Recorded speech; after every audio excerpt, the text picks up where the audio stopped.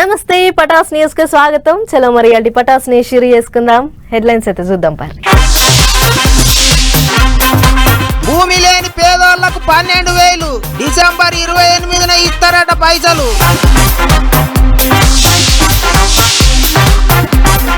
లీడర్ల ఇండ్లను మార్కు చేసిండ్రు. రోడ్డు ఇసిరం చేస్తారట కేబీఆర్ పార్క్ చుట్టూ.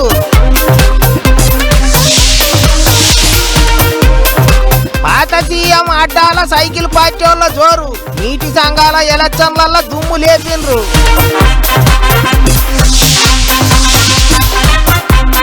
మెగాస్టార్ ను కలిసిండు ఐకాన్ స్టార్. ఇంటోళ్ళందరినీ తోలుకొని పోయిండు. జోరుగా నడుస్తున్నాయి గ్రూప్ 2 పరీక్షలు. కండ్ల నీళ్లు పెట్టుకున్నారు ఆలస్యమైన వాళ్ళు. తప్పయిందని ఒప్పుకున్నాడు మోహన్ బాబు. రిపోర్టర్ అన్నను కలిసి క్షమాపణ చెప్పిండు.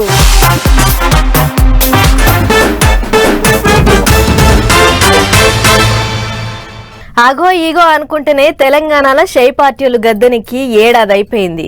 మొన్న సంబరాలు గట్టిగా చేసిర్రు. అయితే అంత మంచిగానే ఉన్నది కానీ చాలా మంది ఏమాయే రైతు బంధులు వేస్తలేరు, ఏమాయే ఇంకా రైతు బంధులు వేస్తలేరు, వేస్తారా ఇయ్యరా అని ఒకటే మాట్లాడుకుంటుర్రు. ఊర్ల పొంట అయితే చాలా మంది రైతు బంధు గురించే మాట్లాడుకుంటుర్రు. అందుకే అసొంటోళ్ళందరికీ సర్కారోళ్ళు శుభవార్త చెప్పిర్రు. చూడుర్రి.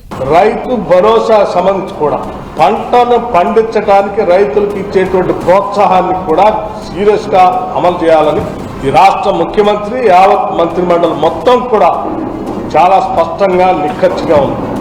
దానికి సంబంధించి కూడా సంక్రాంతి పండుగ నాటికల్లా చేస్తామని ముఖ్యమంత్రి గారు మాటిచ్చారు. దాన్ని కూడా అమలు చేయడానికి రాష్ట్ర ప్రభుత్వం తయారవుతాం. విన్నారు కదా, బేఫికరుండ్రి. సంక్రాంతి పండుగ నాటికి రైతుల ఖాతాలలో రైతు బంధు పైసలు ఎత్తాం, వెనుకకు తగ్గేదే లేదు అన్నట్టు చెప్పుకొచ్చిండు ఉప ముఖ్యమంత్రి. ఇంకో పెద్ద శుభవార్త ఏంటిదంటే ఆ డిసెంబర్ 28 నాడు ఆ ల్యాండ్లెస్ పూర్ కూడా మేము ప్రతి కుటుంబానికి 12,000 రూపాయలు 2 ఇన్స్టాల్మెంట్స్ లో ఇస్తా అని చెప్పాను. సంవత్సరానికి మొదటి ఇన్స్టాల్మెంట్ 28వ తారీఖు నాడు వేయబోతాం. పెద్ద ముచ్చట్నే చెప్పిండు సారు. ఎలక్షన్ల టైంలో భూమి లేని పేదోళ్లకు సంవత్సరానికి 12,000 ఇస్తామని చెప్పిండ్రు కదా. ఆ పథకం డిసెంబర్ 28వ తారీఖు నుంచి సురువు చేస్తారట. 2 కిస్తీల కింద 12,000 ఇస్తామన్నారు కాబట్టి మొదటి కిస్తీ 6,000 డిసెంబర్ 28వ తారీఖు నాడు భూమి లేని పేదోళ్ళ అకౌంట్లలో వేస్తారట. ఇక డిసెంబర్ 28వ తారీఖు నాడే ఎందుకు వేస్తున్నారని అంటే చెయ్యి పార్టీ పుట్టిన దినం. అప్పట్లో ఆజాది కొరకు జంగులాడాయి నడిచినప్పుడు తెల్లోళ్లతోని పోరాటం చేయనికే చెయ్యి పార్టీ పుట్టింది. అందుకే డిసెంబర్ 28వ తారీఖు నాడు పెద్ద పండుగ చేసి ఆయాలనే పేదోళ్లకు పైసలు ఇయ్యాలి, ఎలక్షన్ల ప్రచారం అప్పుడు ఇచ్చిన ఇంకో హామీని నిలబెట్టుకోవాలి అన్నట్టు చూస్తున్నారు సర్కారు వాళ్ళు. ఎగస్ పార్టీ వాళ్ళు ఏం చేస్తలేరు అని ఎత్తెత్తి పోస్తున్నారు కాబట్టి ఇక వాళ్ళను నోరెత్తకుండా చేయాలని సర్కారు వాళ్ళు గట్టి విగ్రహమే చేసిండ్రు. మీదికెళ్లి సంక్రాంతి పండుగ లోపట్నే రైతు బంధు పైసలు కూడా వేస్తామని చెప్పిండు సారు. అందుకే ఓ దిక్కు రైతులు, ఇంకో దిక్కు భూమి లేని పేదోళ్ళు మస్తు దిల్కు సైతాన్రు. ఇప్పుడు పండుగ ముంగట నోరు తీపి చేసే ముచ్చట చెప్పిండ్రు సర్కారు వాళ్ళు అనుకుంటారు.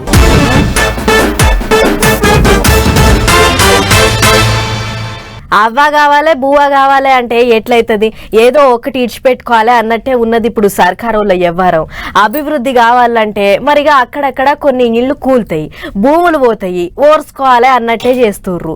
ఎవరు ఎన్ని తీర్ల లొల్లులు చేసినా అడ్డం పడాలని చూసినా వెనుకకు తగ్గేదేలే అంటుర్రు. అన్నిటికి మించి పట్నంలో పతారా పెంచుకోనికే సర్కారోళ్ళు తీరొక్క ఇగరం చేస్తుర్రు. బ్రిడ్జీల మీద బ్రిడ్జీలు కట్టి తాపకోకాడ రిబ్బన్లు కత్తిరిస్తున్న పట్నంలో ట్రాఫిక్ జాములు అయితే తగ్గుతలేవు. మీదికెళ్లి మెట్రో రైలు వచ్చినా రోడ్ల మీద బండ్లు తక్కువైతలేవు. నెరి పొద్దుగాల ఆఫీసులకు పోయే టైము, పొద్దుమీకి ఆఫీసులు ఇడిచే టైంలోనైతే సుక్కలు కానొస్తుంటాయి. ఐటీ కొలువులకు పోయేటోళ్లతోని జూబ్లీ హిల్స్ రోడ్లు ఇరుకూటం అవుతుంటాయి. అందుకే ఇట్లయితే కాదని కేబీఆర్ పార్క్ చుట్టూ ఉన్న చౌరాస్తలల్లో ట్రాఫిక్ తోని పబ్లిక్ కు పరిశాన్ కాకుండా పెద్ద కార్యమే ముంగటేసుకున్నది సర్కారు. 1,100 కోట్లతోని రోడ్డు ఇచిరం చేసే కార్యం చేస్తున్నది. ఇప్పుడున్న 80 ఫీట్ల రోడ్డును 120 ఫీట్లు చేస్తారట. మరిగా రోడ్డు ఇసిరం చేయాలంటే పక్క పొంచి ఉన్న ఇండ్లన్నీ కూలగొట్టాలి. ఆ పని కూడా జల్దీగానే చాలేటట్టున్నది. కేబీఆర్ పార్కు చుట్టుముట్టు 86 ఆస్తులు ఉన్నాయి. అంటే బిల్డింగులు, ఇండ్లు అన్నట్టు. అందులో మాజీ మంత్రి చేయిపాటి పెద్దవాన్సి జానారెడ్డి సార్ ఇల్లు ఉన్నది. సినిమాల hero cycle party MLA Balakrishna ఇల్లు కూడా ఉన్నది. అంతేకాదు పెద్ద పెద్ద దందాలు చేసేటోళ్ళు, లీడర్ల ఇండ్లు ఉన్నాయి. ఒకవేళ కూల్సుడు చాలు చేస్తే ఒక్కొక్కరి ఇంట్లోకేంచి 200 నుంచి 400 గజాలు పోతుంది అంటున్నారు. చూస్తేనేమో అంత పెద్ద మనుషులే ఉన్నారు. మరి వాళ్ళు రోడ్డు చీరం చేస్తాం, మీ ఆస్తులు ఈర్రి అంటే ఇస్తారా లేదా అని అనుకుంటారు ఇప్పుడు చాలా మంది. ఇంకో పెద్ద ముచ్చట ఏంటిదంటే రోడ్డు ఎడల్పు చేయనికే కేబీఆర్ పార్కు చుట్టూన్న 300కి ఎక్కువనే చెట్లు తీసేస్తారట. 3 నెలల పనులు చాలా కావాలని ఆఫీసర్లకు ఆర్డర్లు గట్టిగానే వేసిండ్రట సర్కారు వాళ్ళు. ఇప్పటికే మా ఇండ్లకే రంగేస్తారా, మా ఆస్తులకే ఎసరు పెడతారా అని పెద్ద మనుషులు నారాజు అవుతున్నారట. మరిగా ఎట్టయితుందో ఏం చేస్తారో చూసుకుంటూ పోవాలి.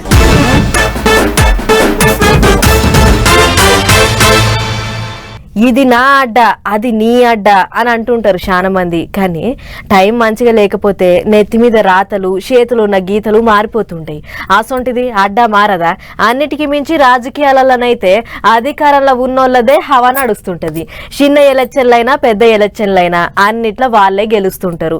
ఇట్లనే ఇప్పుడు మాజీ సీఎం అడ్డాల సైకిల్ పార్టీ వాళ్ళు సత్తా ఏంటిదో చూపించిర్రు చూడుర్రి. ఏపీలో సాగునీటి సంఘాల ఎలక్షన్లు జోరుగా నడిచినాయి. రాష్ట్రం అంతా కలిపి మొత్తం 6149 సంఘాలు ఉంటే అందులో 5946 సంఘాలకు ఎలక్షన్లు ఒడిచినాయి. 195 జాగల్లో అయితే సైకిల్ పార్టీ, లేకపోతే గిలాస పార్టీ, పువ్వు పార్టీ అన్ని సీట్లు కూటమి పార్టీలే గెలుచుకున్నాయి. అయితే అన్నిటికంటే పెద్ద ముచ్చట ఏంటిదంటే పాత సీఎం జగనాలు సారు అడ్డ, ఆయన కంచుకోట అంటుంటారు కదా. అసోంటిది ఆఖరికి పులివెందుల నియోజకవర్గంలో కూడా మొత్తం 32 సంఘాలను సైకిల్ పార్టీ వాళ్ళే గెలుచుకున్నారు. వ్యాన్ పార్టీ వాళ్లకు, సైకిల్ పార్టీ వాళ్లకు పులివెందుల గట్టి పోటీ నడుస్తుంది కావచ్చు అనుకున్నారు చాలా మంది.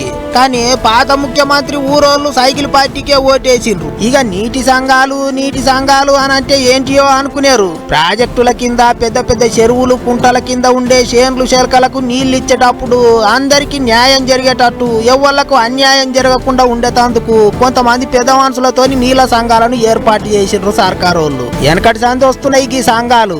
అట్లయిగా అప్పుడెప్పుడో 2015లో సాగునీటి సంఘాల ఎంపిక అయ్యింది. మళ్ళా ఇన్నొద్దులకు కూటమి సర్కారు వచ్చినాక కొత్త సంఘాలకు ఎలక్షన్లు పెట్టిండ్రు. అక్కడ ఇక్కడ అనకుండా అన్ని జాగాల్లో కూటమి పార్టీలే గెలిచినాయి. అన్నిటికీ మించి మాజీ ముఖ్యమంత్రి అడ్డాల సైకిల్ పార్టీ వాళ్ళు జెండా బాతిండ్రు కదా అనుకుంటారు ఇప్పుడు చాలా మంది.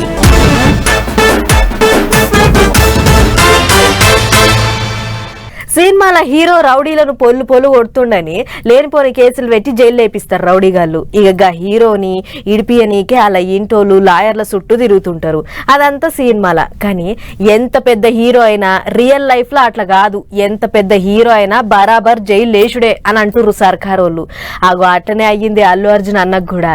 జైల్లోకించి ఇంటికి వచ్చినాక అన్నను కలిసేందుకు సినిమా వాళ్ళు అంతా వస్తుర్రట. కానీ అన్న మాత్రం ఇంట్లో లేడట. ఎటు పోయిండో చూద్దాం పార్రి. అటు వాళ్ళు వారు ఇటు అన్నట్టే ఉండేది. వాళ్ళు ఉండుడేమో కానీ వాళ్ళ ఫ్యాన్స్ వీళ్ళ ఫ్యాన్స్ సోషల్ మీడియాలో పొట్టు లడాయి పెట్టుకుంటున్నారు. ఆంధ్రాలో ఓట్లు అప్పడుతుంది. వాళ్ళకు వీళ్లకు చిడం పడతలేదు. అసవంటిది ఇప్పటిసంది కలిసిపోయినట్టయిందులో. పుష్ప 2 సినిమా బెనిఫిట్ షోకు బండి బాబు పోతే ఫ్యాన్స్ నూక్కున్న దాంట్లో ఒక ఆమె పానాలు పోయిన ముచ్చట అందరికి కలికున్నది కదా. గా పంచాయతీలో హీరో అల్లు అర్జున్ సార్ జైలుకు పోయొచ్చుండు. అట్లా అందరు బండి బాబును కలతానికి వాళ్ళ ఇంటికి పోతుంటే పుష్పరాజు మాత్రం ఇంటిల్లాదుల్ని వెంబడేసుకొని సారే కారు తోలుకుంటా అలా మేనత్ ఇంటికి, అదే చిరంజీవి సార్ ఇంటికి పోయిండు.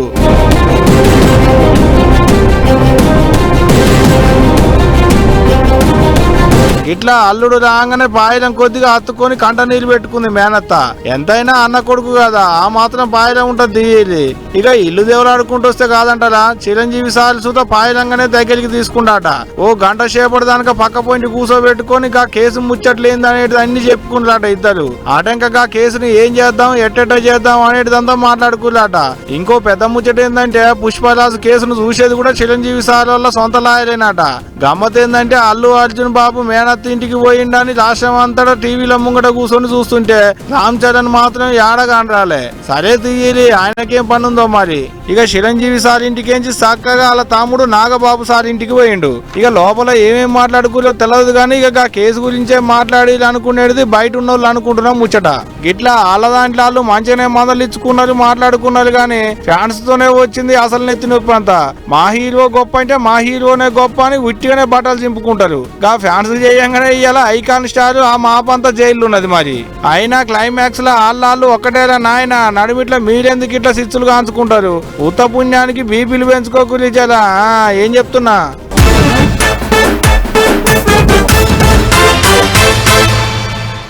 ఏళ్లకేళ్లు కూర్చొని చదువుతారు, ఎట్లయినా ఉద్యోగం సంపాదించాలని తిప్పల పడుతుంటారు. తెల్లందాకా పొద్దుందాకా ఈడవకుండా పుస్తకాలను అంటిల్లైతుంటారు. పరీక్షలు దగ్గర పడుతుంటే దినం 20 గంటలు చదివినోళ్ళు కూడా ఉన్నారు. తిన్నా తినకున్నా ఉపాసం ఉన్నా ఏం కాదు గాని నౌకరీ మాత్రం సంపాదించాలనుకుంటారు. అగో అట్లనే ఇప్పుడు గ్రూప్ 2 పరీక్షల కొరకు సిద్ధమయ్యిర్రు మనోళ్ళు. మరి అలాగా పరీక్షలు ఎక్కడెక్కడ ఎట్లెట్ట నడిచినాయో అంత తిరిగి ఒక్కసారి చూసేద్దాం పార్రి. మాత్రం ఆగం నిమిషం ఆలస్యమైనా లోపలికి రానియం అనేటాళ్లకు ఇగో ఇట్లా కాళ్లకు పని చెప్పిళ్ళు. గ్రూప్ 2 పరీక్షలు రాద్దానికి వచ్చేటోళ్ళు పరీక్షలు రాసుడేమో గాని పరుగులు పెట్టుడే ఎక్కువైంది పాపం. టైం అంటే టైమే మరి. 9 కొట్టంగానే గేట్లు బంద్ పెడుతున్నారు. ఎవరిని లోపలికి రానియకుండా గేట్లకు తాళాలు బిగిస్తున్నారు పోలీసు వాళ్ళు. తెలంగాణలో అయ్యేటి గ్రూప్ 2 పరీక్షకు ఆలస్యంగా వచ్చిలని గేటు కానే ఆపేసిళ్ళు వీళ్ళందరినీ. పాపం గీ అక్కను లోపలికి పోనీయకపోయేటాళ్లకు కింద పడి ఏడ్చుకుంటా గోడెల్లో పోసుకుంది.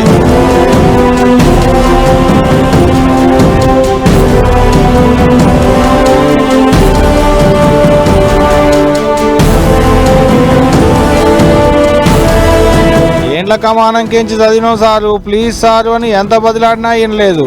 రూల్ అంటే రూలేనని వెనకకెళ్ళగొట్టిలు. పాపం గీ అక్క ఎన్నాళ్ళ సంచవుతుందో ఏమో, పరీక్షకు రానియకపోయేటాళ్లకు ఎక్కెక్కేడుస్తుంది. బస్సులు దొరకక కొంతమంది, సెంటర్ల అడ్రస్సులు దొరకక ఇంకా కొంతమంది.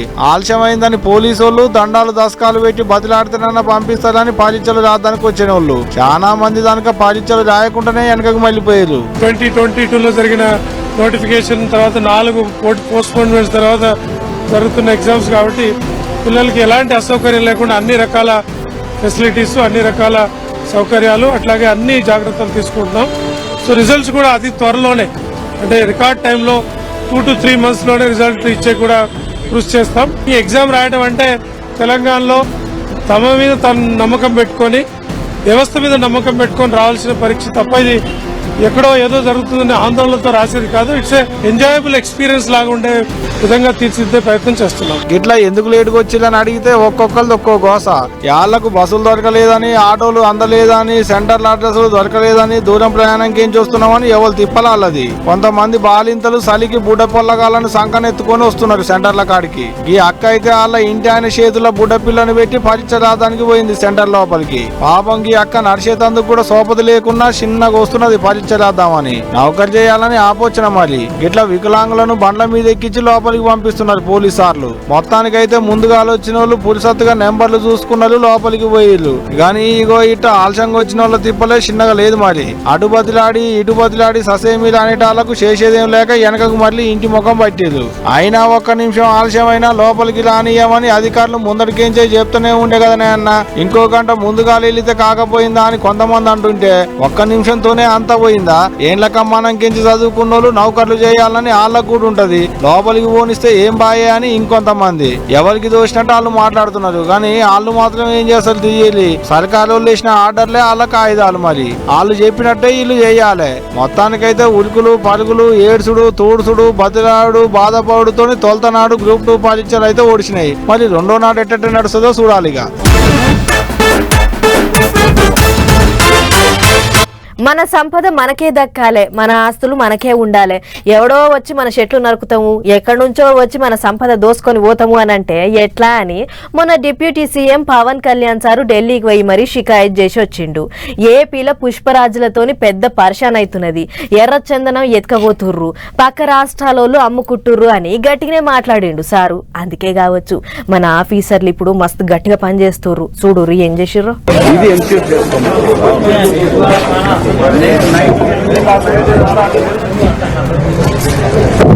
वो वाइट खत्म हो गया है। అగ చూడర్రే మట్టగా ఆడికీడికి పరిచిండ్రు మొద్దులు ఎర్రగా కానొత్తనే ఉన్నాయి కదా అన్ని ఎర్రచందనం మొద్దులే. మన దిక్కు చిత్తూరు జిల్లాలో ఉన్న శేషాచలం అడవులకేంచి కొట్టుకొని పోయిండ్రు. గుజరాత్ రాష్ట్రంలో ఉన్న పటాన్ అనే జాగల కొంతమంది బదమాషిగాళ్ళు పెద్ద దందానే నడిపిస్తున్నారట. మరిగా ముచ్చట ఎట్ట తెలుసుకున్నారో ఏమో గానీ ఏపీకేంచి ఆఫీసర్లు పోయి దుంగలను రెండింటిని దొరకబట్టిండ్రు. ఈ ముచ్చటను మంత్రి నారా లోకేష్ సారే తన ఇంటర్నెట్ గుట్లో రాసుకొచ్చిండు. మన సంపద దేశంలో ఎక్కడ ఉన్నా మనదే, మనోళ్ళు దొరకబడతారు అన్నట్టు రాసుకొచ్చిండు. ఆఫీసర్లను మెచ్చుకున్నాడు. మరి ఏడ చూసి నేర్చుకుంటున్నారో ఏమో గాని ఈ నడమ ఎర్రచందనం స్మగ్లర్లు బగ్గ తెలివి మీరిపోయిండ్రు. పుష్పరాజు లెక్క సిడిమెల్నే దుంగలు మాయం చేస్తున్నారు, బార్డర్లు దాటిస్తున్నారు. మరి ఇక ఎక్కడి శేషాచలం అడవులు, ఎక్కడి గుజరాత్ రాష్ట్రము, ఇక్కడి నుంచి తీసుకుపోయి అక్కడ పడవలెక్కించి దేశం దాటిస్తానరట బదమాషిగాళ్ళు. ఇగిదిట్లుంటే సినిమాలు చేయబట్టే చాలా మంది లేని తాకట్ల పడుతున్నారు, నేరి పొలగాన్లు చెడిపోతాన్రు అన్నట్టు మాట్లాడింది హోం మంత్రి మేడం. ఈ రోజు చాలా మంది యువతకి ఏంటంటే సినిమాలు చూసేసరికి ఒక ఇన్స్పిరేషన్. నేను సినిమా వాళ్ళని తప్పు పట్టట్లే, కానీ ఆ సినిమాలో ఉన్న మంచి కన్నా సినిమాలో ఉన్న చెడే ఎక్కువగా అట్రాక్ట్ అవుతుంది. అటువంటి పరిస్థితుల్లో ఓ గాంజాయి తీసుకుంటేనో, ఒక డ్రగ్స్ తీసుకుంటేనో, ఒక మందు తాగితేనో అదో పెద్ద హీరోయిజం లా ఫీల్ అయ్యే ఇటువంటి పరిస్థితుల నుంచి అది కాదు హీరోయిజం అంటే. ఆగో గట్ల అవుతున్నదట. చాలా మంది సినిమాలు చూసే నేర్చుకుంటాండ్రు అన్నట్టు మాట్లాడింది మేడం. ఇక అది అట్టుండని గానీ మొన్ననే ఢిల్లీకి పోయినప్పుడు డిప్యూటీ సీఎం పవనాలు సారు సెంటర్ మంత్రిని కలిసి మాట్లాడి వచ్చిండు. దేశంలో ఎక్కడ ఎర్రచందనం దుంగలు దొరికినా మా సంపద మాకు దక్కేటట్టు చూడుర్రి, అట్లా రూల్స్ మార్చుండ్రి అని చెప్పొచ్చిండు. మరిగా గుజరాత్ రాష్ట్రంకి వెళ్ళి దొరికిన ఎర్రచందనం మొద్దులను మన దిక్కు పట్టుకొస్తారో లేదో చూడాలి అనుకుంటారు ఇప్పుడు అందరూ.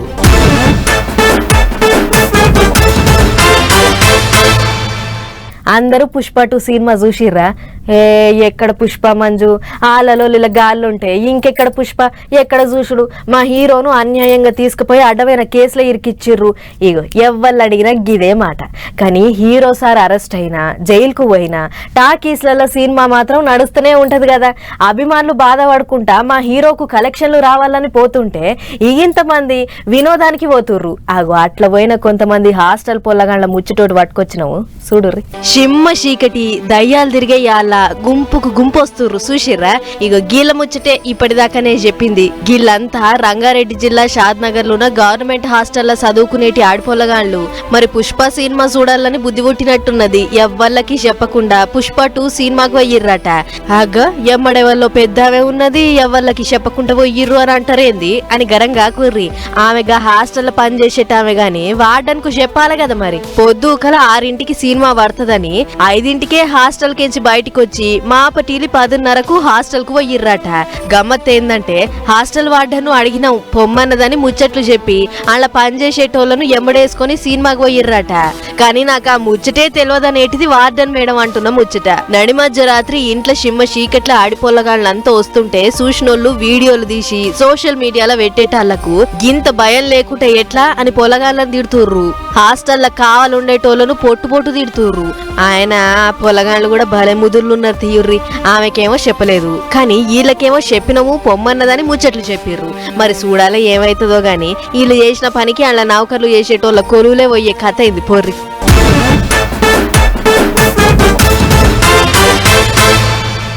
ప్రేమ దేశం, ప్రేమ లోకము, తొలి ప్రేమ, ఇష్క్, ప్రేమ కోసం ఇట్లా చెప్పుకుంటూ పోతే షాద్రంత లిస్టే ఉంటది ప్రేమ మీద తీసిన సినిమాలది. ప్రేమకు కులాలు, మతాలు, రంగులు, రూపాలు, ప్రాంతీయ భేదాలు ఏం ఉండవు. మనసుకు నచ్చితే చాలు పానం పోయేటి దాకా ఒకళ్ళు నిడిచిపెట్టి ఒకళ్ళు ఉండరు. అట్లాంటి ఒక ప్రేమికుల ప్రేమ ప్రయాణము పెళ్లి దాకొచ్చింది. అంతగానం పట్టి చెప్తున్నారంటే ఏదో ఇచ్చంత్రం ఉంటది అని అనుకుంటుర్రు కదా. అవు ఇచ్చంత్రమే ఉన్నది చూడుర్రి.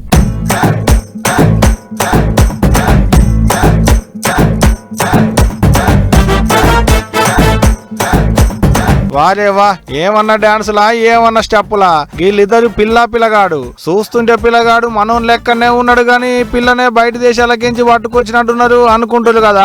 అవు బయట దేశం పిల్లే ఇటలీ. వరంగల్ జిల్లా పోచం మైదానులు ఉండేటి కోడిపాక సూర్యప్రీతం చదువుల కోసమని లండన్ పోయి ఇటలీ పిల్లతోని ప్రేమలో పడ్డాడట. ఇక గీల ప్రేమాయణం ముచ్చట వాళ్ళింట్లో వీళ్ళింట్లో చెప్పేటాళ్లకు అందరూ సరేనన్నారట. అందుకనే ఇగో ఇట్లా పూల పండ్ల కార్యం పెట్టుకున్నారు. ఇక కార్యం ఓడిచినాక పిల్లగాన తెలంగాణలో ఇంటి వాళ్ళ సంబరాలు చిన్నగా లేవు. సంగీత కార్యక్రమాన్ని పెట్టుకొని పొట్టు స్టెప్పులు వేసేది. ఇంతసేపు పిల్లగాని స్టెప్పులు చూసినాం గానీ ఇప్పుడు పిల్లల అమ్మ నాయనల స్టెప్పులు చూడాలి. ఈ ఇటలీ స్టెప్పులు, ఇక మన వరంగల్ నాటు స్టెప్పులు కూడా చూడాలి కదా. చూడాలి ఎట్లున్నాయా. ఇట్లా ఓ రోజు నాటు ఇంకో రోజు ఘాటు. పిల్లగాడే అనుకున్నాం గానీ వాళ్ళ అమ్మ నాయనలు కూడా తగ్గుతలేరు. ఇవాళ దండలు మార్చుకొని పూల పండ్ల కార్యం పెట్టుకొని లగ్గం కోట వేసుకున్నారట. మళ్ళా బుధవారం నాడు ఇద్దరికి లగ్గం వరంగల్లోనే చేస్తారట. అంటే అయ్యాల కూడా మనం మళ్ళీ వార్త చెప్పుకోవచ్చు అన్నట్టే. ఇక ఏదైతే గానీ పూల పండ్ల కార్యమే గింత గట్టిగా చేసిందంటే లగ్గం ఎంత గట్టిగా చేస్తారో అయ్యాల చూద్దాం మళ్ళీ. ఇక